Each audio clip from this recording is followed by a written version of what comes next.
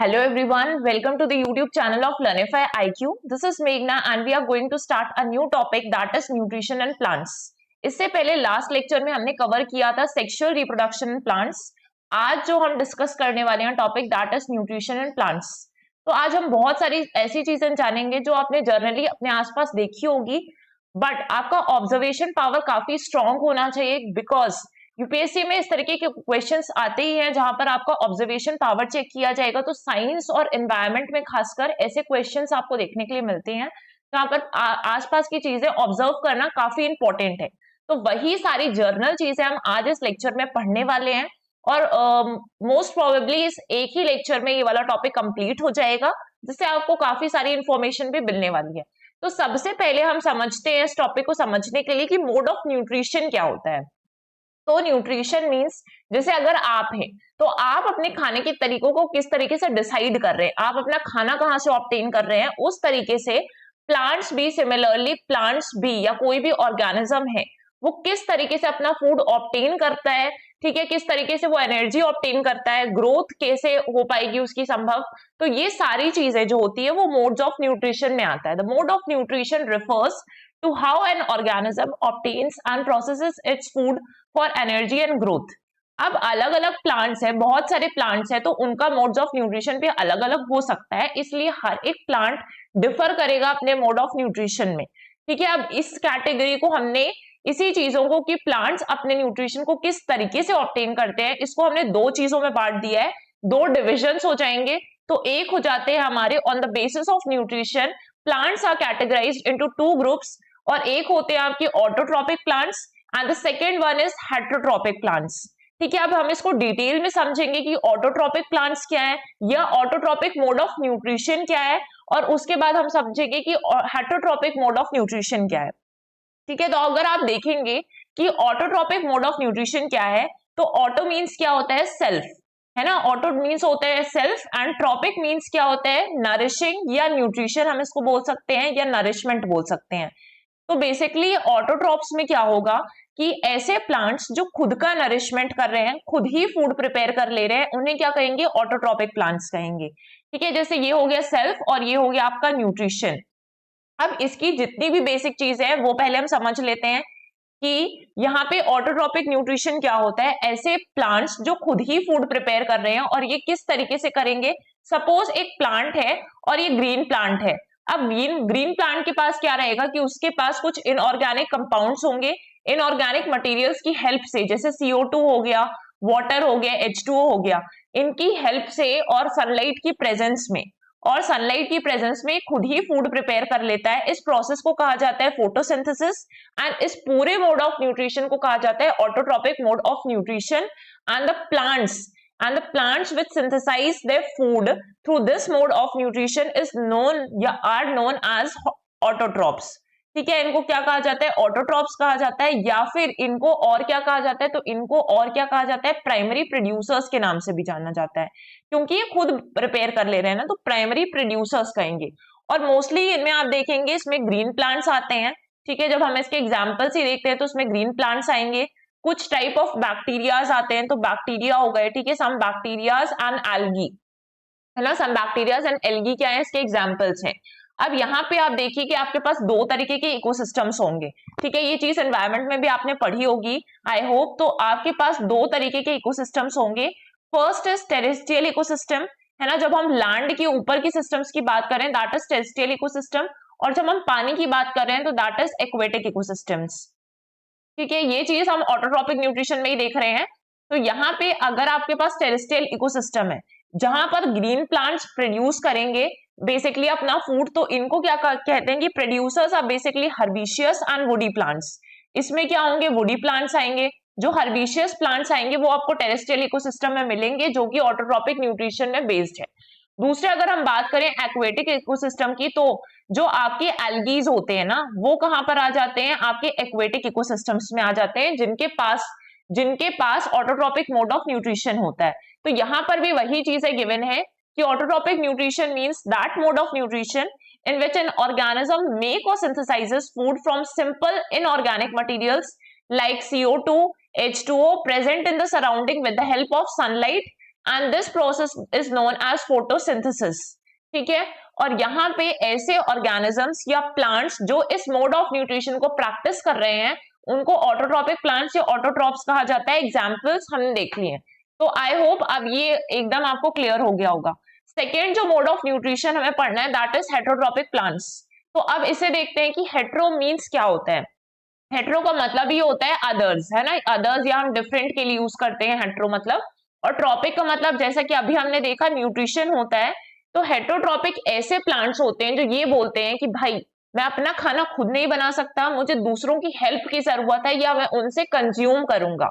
ठीक है, उनसे कंज्यूम करूंगा, इसलिए हेटेरोट्रॉपिक प्लांट्स को हम और किस नाम से जानते हैं, कंज्यूमर्स के नाम से जानते हैं, है ना, क्योंकि ये दूसरों से कंज्यूम कर रहे हैं अपना फूड, इसलिए ये ऐसे प्लांट्स या ऐसे ऑर्गेनिजम्स होंगे, या फिर ये जो मोड ऑफ न्यूट्रिशन है ऐसा मोड ऑफ न्यूट्रिशन होगा where organisms depend on other organisms for food instead of making their own food.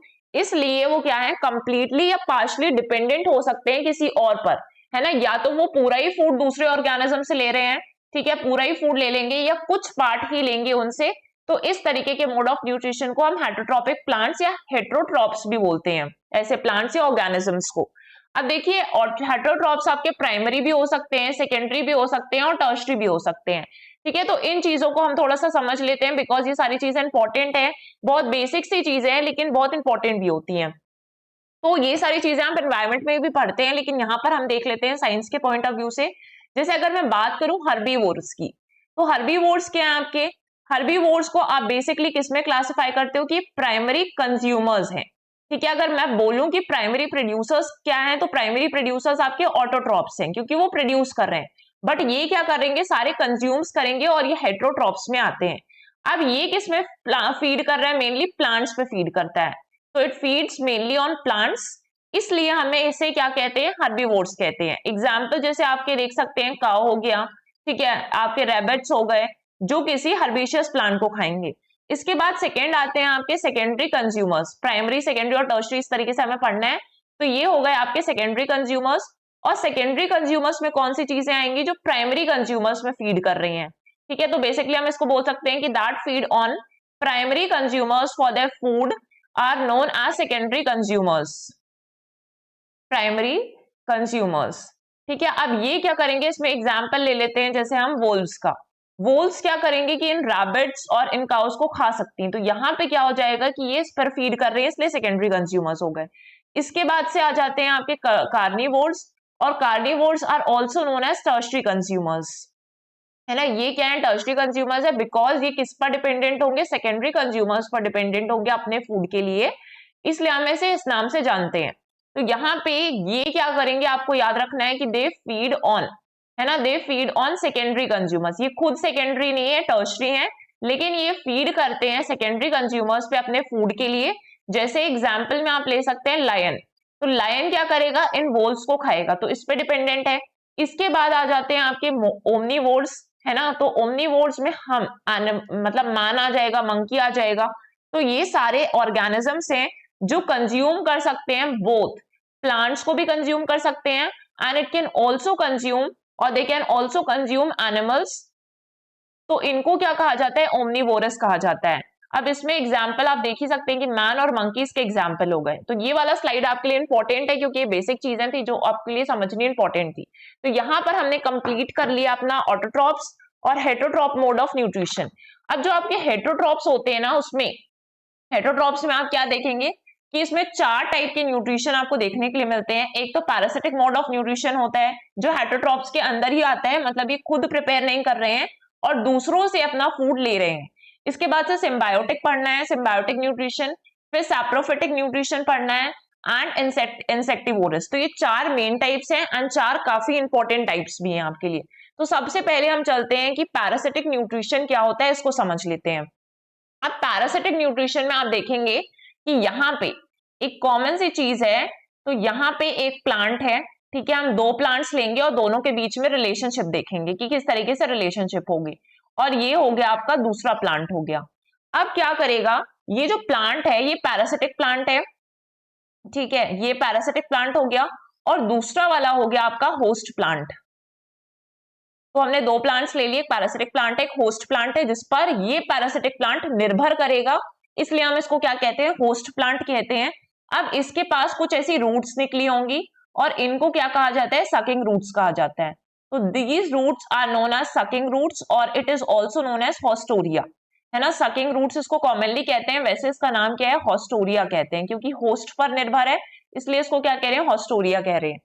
अब ये जो पैरासिटिक प्लांट होता है ना, वो बोलता है भाई मैं अपने आप से तो कुछ भी प्रिपेयर नहीं कर सकता, इसलिए मैं तेरे पर निर्भर हूं कि तू मुझे अपना सारा फूड दे देगा, तू फूड प्रिपेयर करेगा और मैं तुझसे फूड ले लूंगा।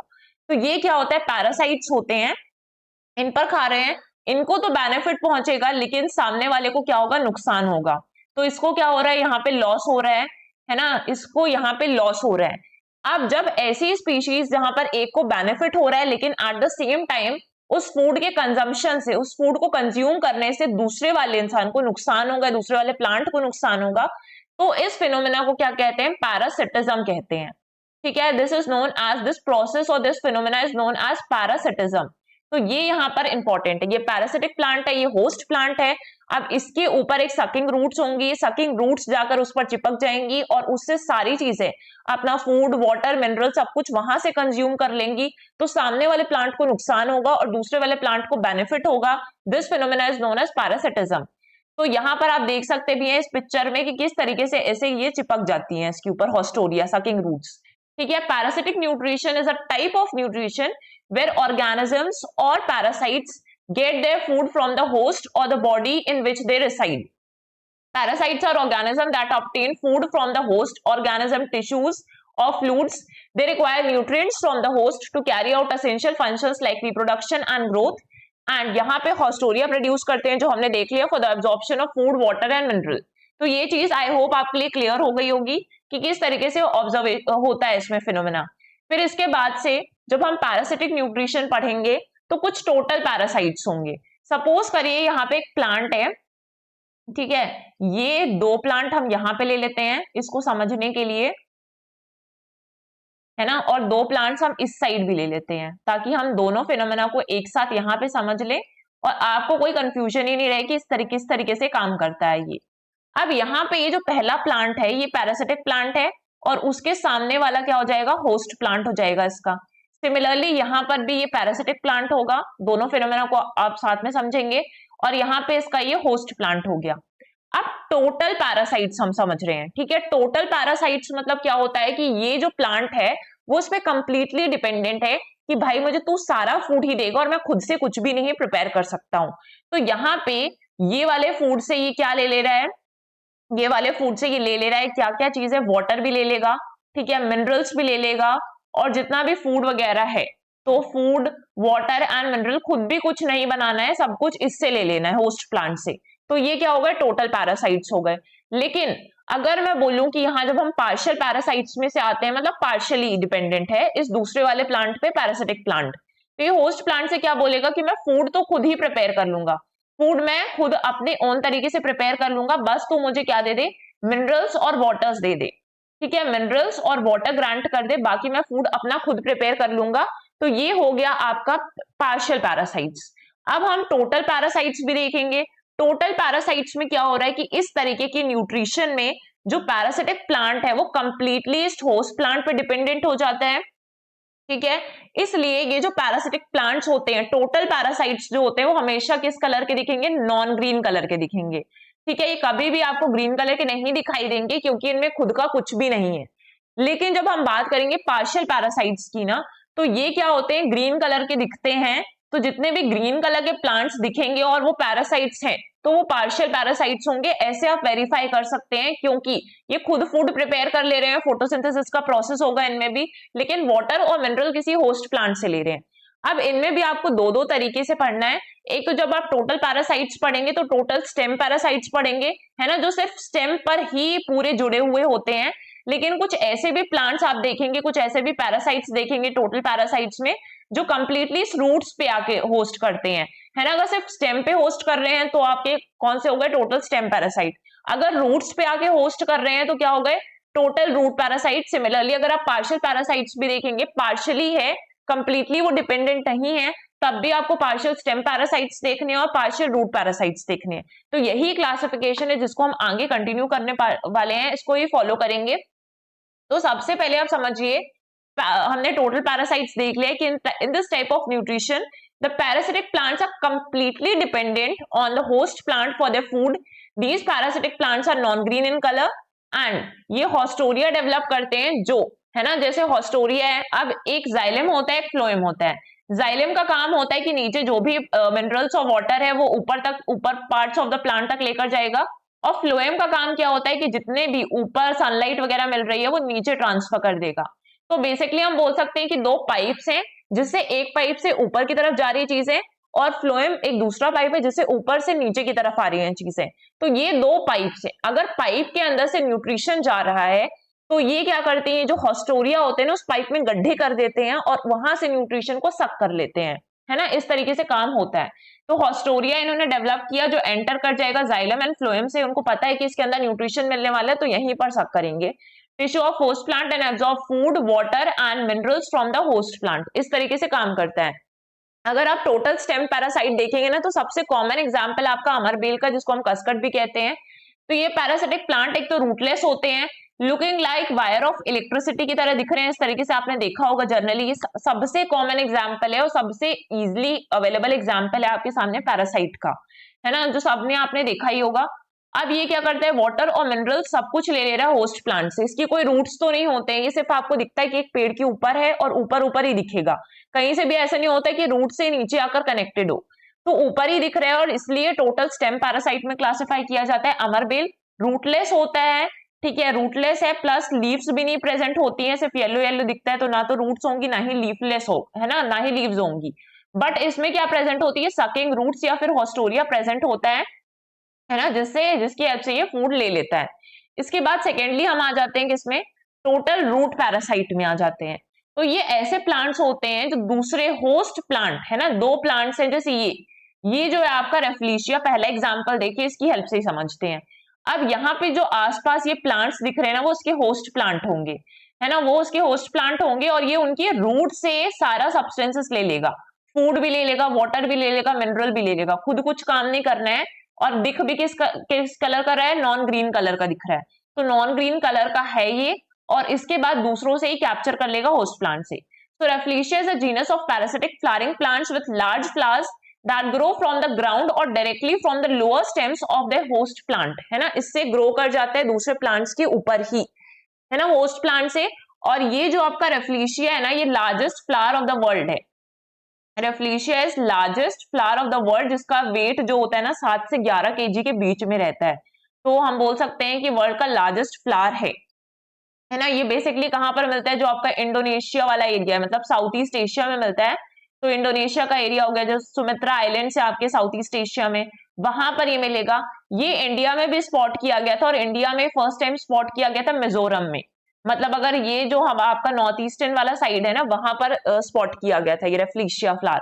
तो ये आपका क्या है, टोटल रूट पैरासाइट है। इसके बाद अगर आप देखेंगे सेफ्रिया हिमालयन, तो ये भी क्या है, इसको हम हर्मिट स्पिटिन के नाम से भी जानते हैं कॉमनली, और ये भी आपका क्या है, टोटल रूट पैरासाइट है। इस तरीके से ही दिखता है, रेफ्लिशिया के तरीके से ही जैसा ही दिखता है। इसको होलो पैरासिटिक प्लांट भी कहते हैं। होलो पैरासाइट्स वही होते हैं, it is a type of parasitic weed that has lost all of its photosynthetic activities and अगर lost कर चुका है तो ये टोटल डिपेंडेंट हो जाएगा। इसके बाद एक और एग्जांपल है रूट पैरासाइट का, टोटल और बैंक इजिप्टिका है, ये टोटल रूट पैरासाइट। और बेसिकली ये ना जो पोटैटो वगैरह होते हैं, तो पोटैटो के टमाटो के रूट्स के आसपास उगता है ये, और उसकी रूट से ही अपना न्यूट्रिशन ले लेता है।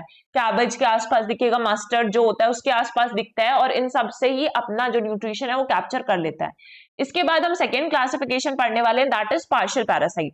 तो पार्शियल पैरासाइट्स को अगर आप देखेंगे तो इस तरीके के न्यूट्रिशन में क्या होता है, the parasitic plants are partially dependent on host plant, कि खुद से फोटोसिंथेसिस का प्रोसेस कर ले रहे हैं ये लोग, खुद ही फूड प्रिपेयर कर ले रहे हैं, लेकिन इनको फूड प्रिपेयर करने के लिए जिस वाटर और मिनरल की जरूरत पड़ रही है वो कहीं और से ले रहे हैं ये, ठीक है। तो ये वाटर और मिनरल्स कहीं और से इकट्ठा कर रहे हैं और सिर्फ खुद फूड बना ले रहे हैं, तो these parasitic plants have chlorophyll, है ना, ग्रीन कलर का पिगमेंट प्रेजेंट है, इसलिए therefore synthesises there own food but they depend on water and mineral requirement. तो एक हमने पढ़ा कि पार्शियल स्टेम पैरासाइट्स होंगे, और जब आप पार्शियल स्टेम पैरासाइट्स पढ़ते हैं ना तो इसको हम और किस नाम से जानते हैं, हेमी पैरासाइट्स भी कहते हैं। They are the non nutrient plants that depend on the host for water and mineral requirement. ये वाटर एंड मिनरल रिक्वायरमेंट के लिए किसी होस्ट प्लांट पे डिपेंड कर रहे हैं। जैसे अगर ये सपोज ये एक एप्पल का पेड़ है, अब एप्पल के पेड़ के ऊपर ना इस तरीके से ये उगाते हैं, इसको कहते हैं विस्कम एल्बम, है ना। विस्कम एल्बम एक एग्जांपल है पार्शियल स्टेम पैरासाइट का, क्योंकि स्टेम में ही आप देख सकते हैं स्टेम है और स्टेम में ही, रूट्स में नहीं दिखाई दे रहा है। That grows on the stems and crowns of other trees particularly apple, lime, hawthorn, इन सब के पेड़ों के ऊपर ही उग जाता है और है ये पैरासाइट ही, ठीक है। पार्शियल है क्योंकि ये देखिए ग्रीन कलर का दिख रहा है आपको, तो पहली एक निशानी होती है इनकी, ये ग्रीन कलर के दिखेंगे। अगर ये ग्रीन कलर के पैरासाइट्स दिख रहे हैं तो आप बता दीजिए कि पार्शियल ही होंगे, टोटल तो नहीं हो सकते क्योंकि टोटल वाले नॉन ग्रीन कलर के होते हैं। तो इस तरीके से आप वेरीफाई कर सकते हैं, ठीक है। यूपीएससी में ऑब्जर्वेंस पे काफी क्वेश्चन आते हैं कि आप कितना ऑब्जर्व कर पाते हैं आपकी सराउंडिंग से, और उस सराउंडिंग्स पे ये आप देखिए कि अगर आपको बताना है पार्शियल है कि टोटल है तो आप इस तरीके से वेरीफाई कर सकते हैं।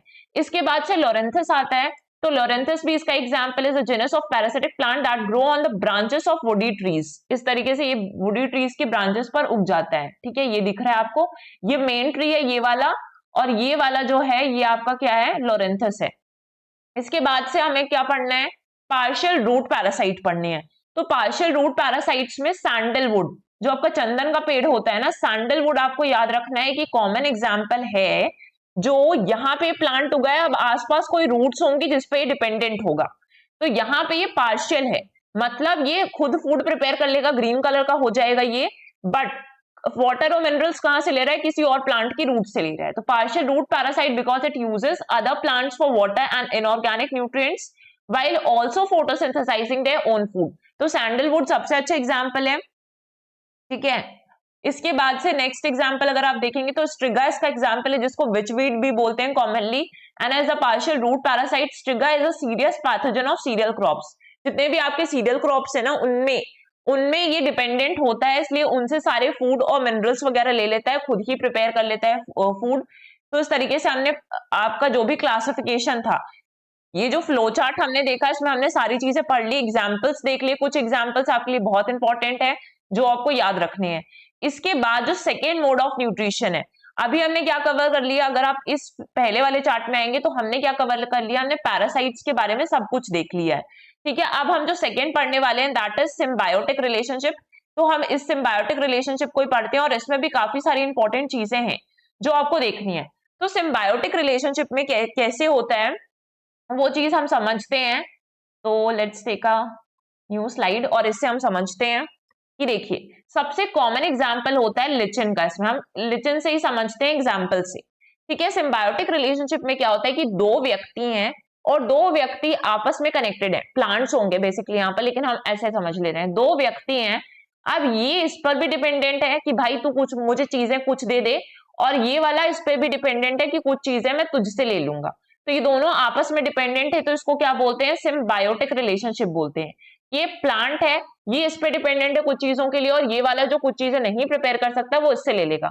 तो लिचिन के एग्जाम्पल से अगर हम देखेंगे ना, तो लिचिन is just a combination of, it is a combination of algae and fungi. Algae and fungi का ये कॉम्बिनेशन है। तो यहाँ पे हमने लिख लिया, ये हो गया आपका एल्गी, और एल्गी कैसे कलर का होता है, तो it is a green in colour, ठीक है। थोड़ा हैंड राइटिंग मेरा खराब है अभी तो। और दूसरी तरफ आ जाता है आपका फंगई आता है। अब फंगई में क्या होता है, नॉन ग्रीन कलर का होता है। तो ये हो गया आपका फंगई जो है वो नॉन ग्रीन इन कलर हो गया। अब ये दोनों के बीच में सिम्बायोसिस होगा, और इसमें एल्गी ग्रीन कलर का है, तो एल्गी फोटोसिंथेसिस की हेल्प से फूड प्रिपेयर कर सकता है, इसने फूड प्रिपेयर कर लिया। फंगई जो है वो नॉन ग्रीन कलर का है, और ये क्या कर सकता है, वाटर और मिनरल्स एब्जॉर्ब कर सकता है अपनी सराउंडिंग से, इसके पास इतनी कैपेसिटी है।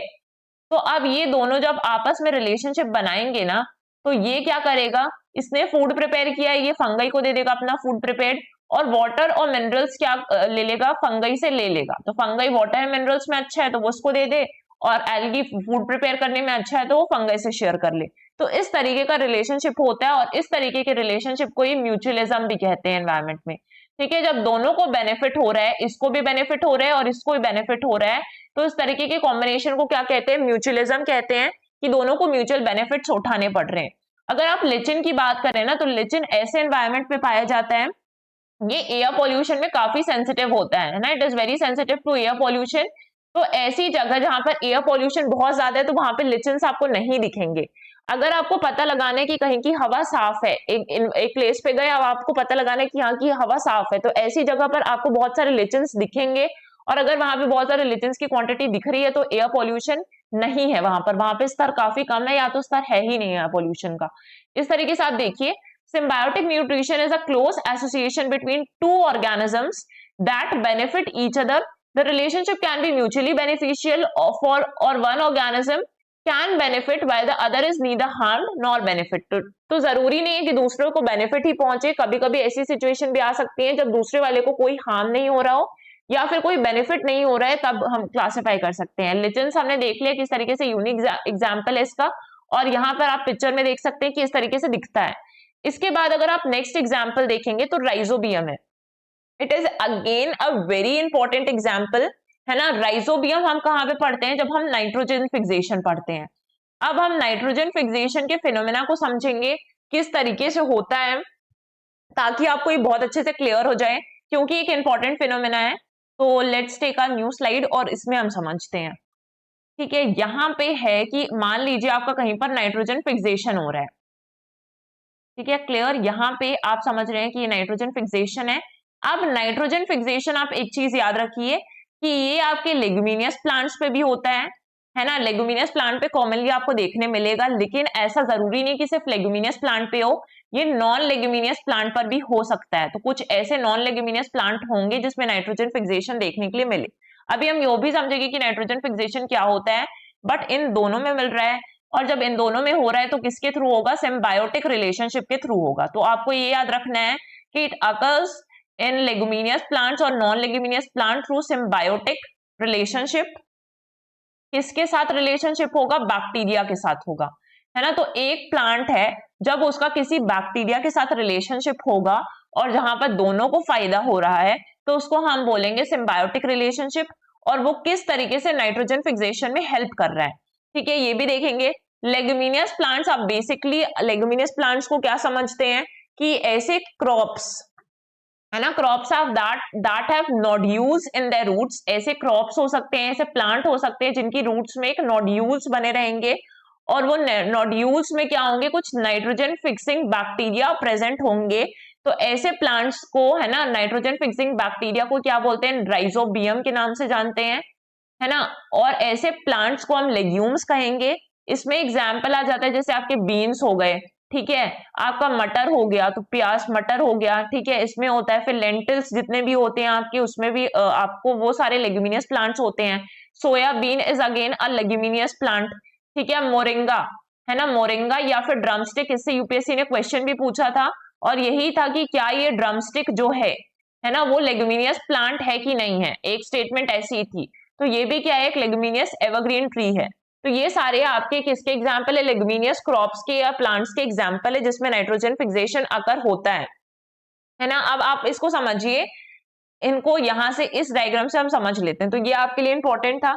अब कैसे होगा इसमें कि जैसे ये प्लांट है, इसकी रूट्स थी, है ना। अब रूट के जो नोड्यूल्स हैं, ये वाले नोड्यूल्स हैं, इस नोड्यूल में ही क्या प्रेजेंट है? ये बैक्टीरिया प्रेजेंट है। तो बैक्टीरिया को हमने अलग से ड्रॉ किया इसमें। ये बैक्टीरिया प्रेजेंट है, ब्लू वाला पार्ट यहां पर ही। बैक्टीरिया के पास स्पेसिफिकेशन क्या है?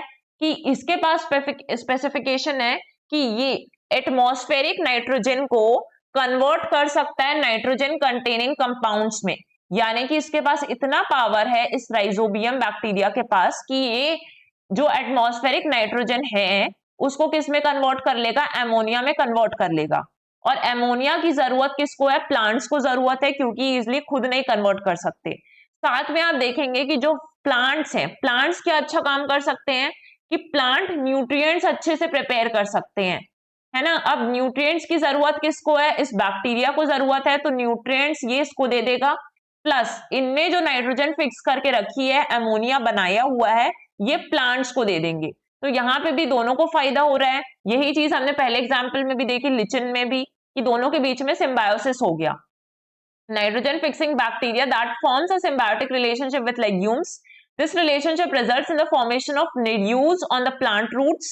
Within these nodules, the bacteria convert nitrogen from the atmosphere into ammonia that the plant can use. है ना? इसके बाद ये हो गया आपका सेकेंड एग्जाम्पल। इसके बाद थर्ड एग्जाम्पल देखिए, माइक्रोहिजा भी इस तरीके से होता है कि प्लांट है, प्लांट ने फोटोसिंथेसिस प्रोडक्ट्स बनाए, कार्बोहाइड्रेट, ये उसने इस माइक्रोहिजा फंगाई को दे दिया, और मिनरल्स जो इसके पास थे वो इसने इस प्लांट को दे दिया। तो इसमें भी क्या हो रहा है, म्यूचुअलिस्टिक है कि दोनों को बेनिफिट पहुंचा रहे हैं। एक बहुत ही अच्छी चीज हम देखते हैं, है ना, ये स्लाइड्स में नहीं है आपके, तो इसको हम अच्छे से समझ लेते हैं बिकॉज ये चीज इंपॉर्टेंट है और ये चीज बहुत कॉमन भी है, तो आपको अच्छे से आप रिलेट भी कर पाएंगे। जैसे सपोज एग्जाम्पल, जब हमें टाइफाइड होता है, ठीक है, टाइफाइड की जो डिसीज होती है, अब इसको हम समझेंगे अच्छे से। टाइफाइड हो गया, किस रीजन से हो रहा है, जस्ट वेट अ मिनट ना, ये पेन की वजह से प्रॉब्लम हो रही थी। तो यहाँ पे अगर टाइफाइड हो गया तो किसकी हेल्प से होता है, ये सैल्मोनेलिया टाइफाई की वजह से होता है। कौन सा बैक्टीरिया होता है जिसकी वजह से टाइफाइड कॉज होता है, तो सैल्मोनेला टाइफाई बोलते हैं इसको, ये बैक्टीरिया का नेम है। ठीक, अब यहाँ पे बेसिकली क्या होता है, इस इन्फेक्शन में आपके इंटेस्टाइन में इन्फेक्शन हो जाता है। तो typhoid is an intestinal infection. अब इस इंटेस्टाइनल इन्फेक्शन में क्या होता है कि देखिए, आपके जो इंटेस्टाइन का काम है, बेसिकली वहां पर बहुत सारा आपका सिम्बायोटिक बैक्टीरिया प्रोड्यूस होता है ना। सिम्बायोटिक बैक्टीरिया एक अच्छा बैक्टीरिया होता है जिसका काम होता है कि आपके इंटेस्टाइन में जो भी फूड जाएगा उसको अच्छे से डाइजेस्ट कर देना है। तो large amount of symbiotic bacterias are present in the intestine of human, जो कि वहां पर विटामिन बी और विटामिन के साथ रिएक्ट करेंगे, विटामिन बी और विटामिन के साथ रिएक्ट करेंगे और डाइजेशन कैपेसिटी को स्ट्रॉन्ग करते हैं। ये कहां पर प्रेजेंट है, आपके इंटेस्टाइन में हमेशा प्रेजेंट होते हैं। लेकिन जैसे ही आपको टाइफाइड हुआ, तो टाइफाइड होने पे ये जो सैल्मोनेला टाइफाई वाला बैक्टीरिया है वो एंटर कर जाता है, और ये एक तरीके से पैरासिटिक बैक्टीरिया होता है। ठीक है, ये क्या होता है, पैरासिटिक बैक्टीरिया होता है और ये आपको नुकसान पहुंचाने लगता है। तो इस टाइम पे जो डॉक्टर्स हैं, डॉक्टर्स आपको कुछ चीजें प्रेस्क्राइब करते हैं इससे बचने के लिए। तो डॉक्टर्स जनरली जब टाइफाइड होता है तो कुछ एंटीबायोटिक्स प्रिस्क्राइब करते हैं, साथ में पैरासिटामोल देते हैं, ठीक है, कि पैरासिटामोल खा लेना। और इसके बाद, है ना, for Indians it is a Cadbury jam, paracetamol. और यहाँ पे आप देखेंगे एंटी एसिड, है ना, एंटी एसिड भी देते हैं आपको। ये तीन चीजें आपको इसमें खानी होती है। अब एंटीबायोटिक्स का बेसिकली काम क्या होता है कि ये क्या करते हैं, इस पैरासिटिक बैक्टीरिया को डिस्ट्रॉय करने का काम करते हैं। ठीक है, कि जब दिया जाएगा डॉक्टर्स के थ्रू तो इनका काम होगा कि जो पैरासिटिक बैक्टीरिया आपके पेट में बढ़ता जा रहा है, इंटेस्टाइन में बढ़ता जा रहा है, सॉरी, तो ये क्या करेंगे, उसको डिस्ट्रॉय करने लगेंगे। लेकिन इसको डिस्ट्रॉय करने के साथ साथ ये क्या करते हैं, अच्छे वाले बैक्टीरिया को भी डिस्ट्रॉय करने लगते हैं एडिशनली, है ना, इसको भी डिस्ट्रॉय करने लग जाते हैं। इसलिए इस चीज से बचने के लिए आपको दो तरीके के फूड भी प्रिस्क्राइब करे जाते हैं, कि सिर्फ आपको दवाइयां नहीं खानी, आपको अपने फूड में भी कुछ चीजें ऐसी हैं जो अवॉइड करना है और कुछ चीजें ऐसी हैं जो आपको खानी है। तो आपको दो तरीके के फूड्स प्रिस्क्राइब किए जाते हैं, दैट इज प्रोबायोटिक फूड, है ना, प्रोबायोटिक फूड प्रिस्क्राइब किया जाता है और प्रीबायोटिक फूड प्रिस्क्राइब किया जाता है। ठीक है, एक बार मैं ये फिनोमेना को फिर से समझा देती हूँ तो आपको अच्छे से क्लियर हो जाएगा। जब आपको टाइफाइड हुआ तो किसकी वजह से हुआ, सैल्मोनेला टाइफाई बैक्टीरिया की वजह से हुआ। ये एक इंटेस्टाइनल इन्फेक्शन है जो आपके इंटेस्टाइन में डाइजेशन के प्रोसेस को वीक बनाने लगेगा। ठीक है, डाइजेशन के प्रोसेस को स्ट्रॉन्ग कौन बना के रखता है, सिम्बायोटिक बैक्टीरिया जो हमेशा आपके इंटेस्टाइन में प्रेजेंट होते हैं, विटामिन बी और विटामिन के साथ रिएक्ट करते हैं, आपके डाइजेशन के प्रोसेस को स्ट्रॉन्ग करते हैं। लेकिन जैसे ही आपको ये इन्फेक्शन हुआ तो उस टाइम पर आपके अंदर कौन से बैक्टीरिया बढ़ जाते हैं, पैरासिटिक बैक्टीरिया, सैल्मोनेला टाइफाई बढ़ने लगते हैं। और डॉक्टर आपको क्या प्रिस्क्राइब करते हैं, आपको कुछ एंटीबायोटिक्स खाने हैं, पैरासिटामोल खानी है, एंटी एसिड खाना है। इस एंटीबायोटिक का काम है कि ये आपके पैरासिटिक बैक्टीरिया को खत्म कर देगा, लेकिन उसके साथ साथ ये कुछ अच्छे वाले बैक्टीरिया को भी खत्म करने लग जाता है, सिम्बायोटिक बैक्टीरिया को, है ना। इसलिए डॉक्टर्स बोलते हैं कि आपको कुछ फूड भी लेना है और प्रोबायोटिक फूड होता है। प्रोबायोटिक फूड वो फूड होता है जिसमें सिम्बायोटिक बैक्टीरिया जो होते हैं वो लिविंग स्टेट में खुद ही प्रेजेंट होते हैं। तो यहाँ पे इस फूड में क्या होता है कि सिम्बायोटिक बैक्टीरिया किस स्टेट में होंगे, लिविंग स्टेट में खुद प्रेजेंट है। और ऐसे कौन कौन से फूड होते हैं लिविंग स्टेट में जिसमें प्रेजेंट हो, तो आपका कर्ड हो गया, ठीक है, कर्ड में प्रेजेंट होता है। श्रीखंड खाया तो श्रीखंड में प्रेजेंट है। इसके बाद से श्रीखंड हो गया और बटर मिल्क हो गया, है ना, तो इन सब में ये प्रेजेंट होता है लिविंग स्टेट में। लेकिन प्रीबायोटिक फूड ऐसे फूड होते हैं जो कि क्या करेंगे, आपके सिम्बायोटिक बैक्टीरिया को बढ़ाने का काम करते हैं। लिविंग स्टेट में इसमें नहीं प्रेजेंट होगा। ये क्या करते हैं, सिम्बायोटिक बैक्टीरिया की क्वांटिटी को इंक्रीज करते हैं। तो यहाँ पे ऐसे फूड के एग्जाम्पल में आप देखेंगे सैलेड, जो जितने भी आपके फाइब्रस फ्रूट्स हैं, है ना, स्प्राउट्स हो गए, आपके दलिया हो गया, सारे फाइब्रस फ्रूट्स हैं, तो ये आते हैं आपके प्रीबायोटिक्स में। तो इसके साथ ये भी आपको रिकमेंड किया जाता है। आई होप आपको ये सारे एग्जाम्पल्स क्लियर हो जाएंगे। ये वाला एग्जाम्पल आप अपने नोट्स में बना लीजिएगा कहीं पर, तो आपको काफी हेल्प मिलेगी इस चीज को समझने के लिए। अब आ जाते हैं थर्ड मोड ऑफ न्यूट्रिशन में, that is saprophytic nutrition. Saprophytic nutrition काफी इजी सा है कि जहां पर, है ना, एक ऑर्गेनिज्म को अगर कुछ खाना चाहिए है तो वो डेड एंड डिकेइंग चीजों पे निर्भर करेगा कि उसने मरी हुई चीजें जो सड़ गई हैं उन चीजों को खा लेगा, जो लिटर है उस पर डिपेंड करेगा। तो saprophytic nutrition is a process where organism consume dead and decaying matter for food. It's also known as lysotropic nutrition या सैप्रोट्रोफिक न्यूट्रिशन भी इसको कहा जाता है, ठीक है। ये कुछ डाइजेस्टिव सब्सटेंसेस सीक्रेट करते हैं एनवायरनमेंट पे, और आसपास जो भी ऑर्गेनिक मैटर होता है इस एंजाइम्स की वजह से वो क्या होने लगता है, डिग्रेड होने लगता है, डेड हो जाता है। और the organisms then absorb the nutrients directly through the cell membrane से डायरेक्टली ऑब्जर्व करेंगे, जैसे फंगई हो गया, ठीक है, म्यूकोर होता है। इसके बाद से मशरूम्स भी ऐसे ही करते हैं, कुछ एंजाइम्स रिलीज करेंगे तो आसपास की चीजें डेड हो जाएंगी और उसको ही वो इनटेक कर लेते हैं। ईस्ट भी ऐसे ही काम करता है। तो ये सारे एग्जाम्पल्स आपके सैप्रोफिटिक न्यूट्रिशन के हैं, which depends on dead and decaying organic matter. इसके बाद कुछ फ्लावरिंग प्लांट्स भी ऐसे होते हैं जो सैप्रोफाइट्स होते हैं, है ना, दिखेंगे वो सुंदर, लेकिन वो क्या कर रहे हैं, डेड एंड डिकेइंग चीजों पे डिपेंडेंट है अपने न्यूट्रिएंट्स के लिए। तो नियोशिया है, is a genus of orchids that are saprophytic in nature, and एक मोनोट्रोपा यूनिफ्लोरा भी है, इसको हम इंडियन पाइप भी कहते हैं, ये भी एक सैप्रोफाइट ही है, दिख सुंदर सा है लेकिन डेड एंड डिकेइंग चीजों पर डिपेंडेंट है। इसके बाद लास्ट जो आपको पढ़ना, दैट इज इंसेक्टिवोरस न्यूट्रिशन। तो अगर हम बात करें इंसेक्टिवोरस न्यूट्रिशन की, तो इंसेक्टिवोरस क्या मतलब, क्या होता है, इंसेक्ट ईटिंग न्यूट्रिशन होता है ये। अब इसको समझ लेते हैं कि भाई इनके पास ये प्लांट्स भी हैं, ग्रीन कलर के भी दिख रहे हैं, इतने सुंदर से भी दिख रहे हैं, इनको क्या जरूरत है कि इनको ऐसा करना पड़ रहा है कि इंसेक्ट्स के ऊपर डिपेंडेंट हो जाते हैं।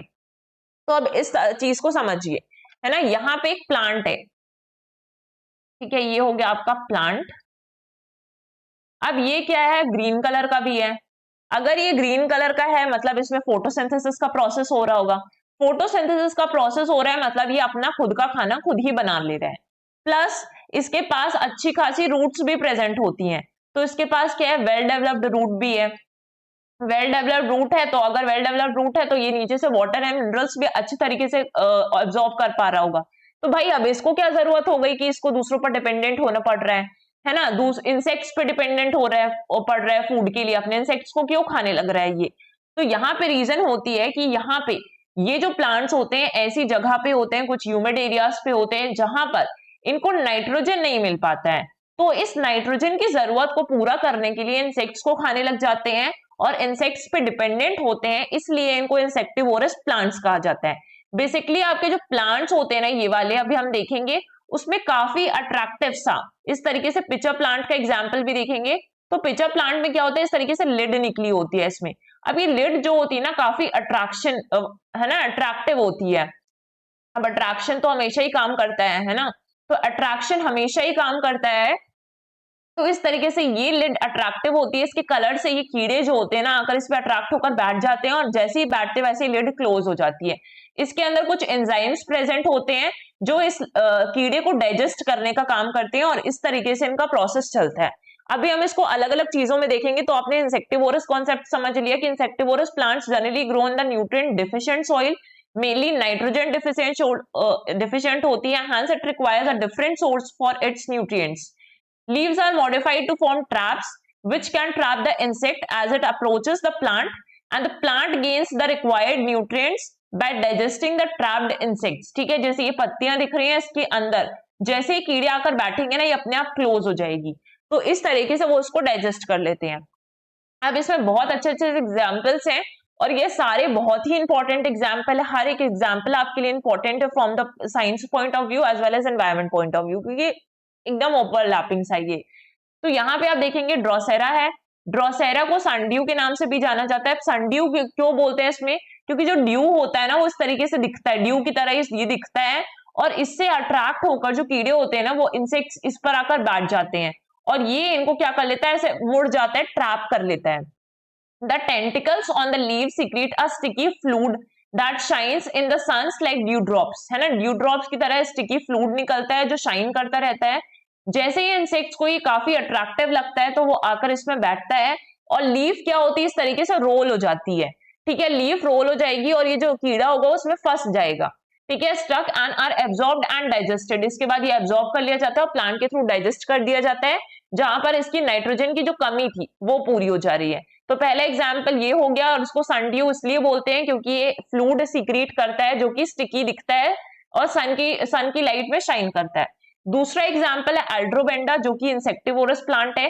अब ये एल्ड्रोबेंडा जो है ना पानी पे मिलेगा, मतलब एक्वेटिक प्लांट है, तो it is a rootless, roots नहीं होती है, एक्वेटिक प्लांट है।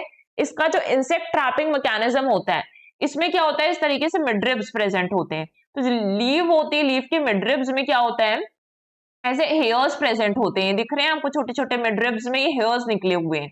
अब हेयर्स में क्या होता है कि जैसे ही कोई भी इंसेक्ट इसके कांटेक्ट में आता है ना, तो ये क्या करते हैं, इसमें ये विक्टिम को ट्रैप कर लेते हैं। इस तरीके से ये क्या करेंगे, जितने भी कांटे होंगे इसके हेयर्स, वो इसको ट्रैप कर लेंगे। इस तरीके से आप देख सकते हैं जाल टाइप का बना है, फिर ट्रैप कर ले रहे हैं। तो इस तरीके से इनका इंसेक्ट ट्रैपिंग मैकेनिज्म हो गया और इनकी नाइट्रोजन की कमी यहाँ पर पूरी हो जाएगी। थर्ड एग्जाम्पल है आपका निफेंथिस, जिसको कॉमनली हम पिचर प्लांट के नाम से जानते हैं। ठीक है, पिचर प्लांट आपने सारी छोटी क्लासेस में पढ़ा ही होगा, बहुत कॉमन एग्जाम्पल है। तो यहाँ पे जो मेंबर्स ऑफ द फैमिली है commonly known as pitcher plants because the leaves bear, इसमें जार लाइक स्ट्रक्चर, एक जार बना हुआ है इस तरीके से, इसकी लिड्स काफी अट्रैक्टिव होंगी, कीड़े इस पर आकर बैठेंगे और ये क्या होगा, क्लोज हो जाएगा। क्लोज हुआ तो इसके अंदर आप देख रहे हैं एक वाटर टाइप का सब्सटेंस है। ठीक है, यहाँ पे हनी लाइक सब्सटेंस है, शहद की तरह दिखता है, secreted from the glands at the entrance of the picture, यहाँ पे दिखेगा, and it falls down because of the slipperiness, इतना स्लिपरी होता है कि अंदर ये चला जाता है और कुछ एंजाइम्स प्रेजेंट होंगे जो इसको डाइजेस्ट कर लेंगे। इस तरीके से अंदर का ये व्यू दिख रहा है आपको। इसके बाद नेक्स्ट एग्जाम्पल है यूट्रिकुलेरिया, या फिर उसको बोलते हैं ब्लैडर वॉर्ट्स। तो ब्लैडर वॉर्ट्स जनरली जो वेटलैंड्स वाले एरियाज होते हैं ना, वाटर लॉक्ड एरियाज होते हैं, इस तरीके से यहाँ पर ऐसे फूल दिखते हैं। इसमें क्या होता है, इसका जो इंसेक्ट ट्रैपिंग मैकेनिज्म है, utricularia in its bladders mouth has sensitive bristles और हेयर्स होते हैं, है ना, ब्रिसल्स और हेयर्स प्रेजेंट होंगे। जैसे ही इंसेक्ट उसके कांटेक्ट में आएगा, ये डोर अपने आप फ्लावर का इस तरीके से खुल जाता है, ये खुल गया, ये ओपन हुआ, इंसेक्ट इसके ब्लैडर पे जाते हैं, है ना, लिटिल करंट और पानी वाटर के साथ, एंड एंजाइम्स जो यहाँ पे वॉल्स पे प्रेजेंट होते हैं वो उसको डाइजेस्ट कर लेते हैं। अलग अलग प्लांट्स हैं, उनके अलग अलग इंसेक्ट ट्रैपिंग मैकेनिज्म्स हैं। नेक्स्ट एग्जांपल है पिंगिक्यूला या बटरवॉर्ट बोलते हैं, इसमें भी ऐसा ही होता है, देखिए अट्रैक्टिव सा दिख रहा है काफी। It gets stuck in the sticky exudate the leaf margins roll up the trapping the victim, victim को इसमें भी क्या करती है, इस तरीके से देखिए है इंसेक्ट, इसको ट्रैप कर लेती हैं। तो ये सारे एग्जाम्पल्स थे। आई होप आपको काफी अच्छे से समझ में आया हो ये चैप्टर, क्योंकि हमें 4 मोड्स ऑफ न्यूट्रिशन पढ़ना था। पैरासिटिक हमने देखा, पैरासिटिक के अंदर हमने क्या क्या चीजें देखी, हमने ये वाला फ्लो चार्ट पूरा समझ लिया कि टाइप्स ऑफ पैरासाइट्स में टोटल पैरासाइट्स हैं, पार्शियल हैं, total stem parasite, total root parasite, partial stem parasite, partial root parasite. इसके बाद से हमने सिम्बायोटिक देखा, जिसमें हमने काफी सारे एग्जाम्पल्स लिए हैं। तो आपको सारे एग्जाम्पल्स, चाहे वो टाइफाइड वाला एग्जाम्पल हो, ठीक है, आपका राइजोबियम वाला एग्जाम्पल हो, लेचिन वाला एग्जाम्पल हो, सारी चीजें पढ़ना है। सैप्रोफिटिक में simply dead and decaying organism पे डिपेंडेंट होता है, तो कुछ ज्यादा नहीं है इसमें। और जो इंसेक्टिवोरस प्लांट्स है उसमें भी हमने डिटेल में सारी चीजें समझनी है। आज जितनी भी चीजें पढ़ी हैं वो आपको इसी वीडियो के डिस्क्रिप्शन में मिल जाएंगी, इस लेक्चर के डिस्क्रिप्शन बॉक्स में जाकर वहां से आप इसका पीडीएफ डाउनलोड कर सकते हैं, नोट्स। और जो भी आपकी चीजें, अगर आपको कोई एक्स्ट्रा नॉलेज है, आपको एक्स्ट्रा चीजें पता है, तो आप उससे भी कॉम्प्लीमेंट कर सकते हैं इसको। डेफिनेटली ये लेक्चर आपके लिए यूजफुल होने वाला है काफी। So that's it for today, thank you everyone.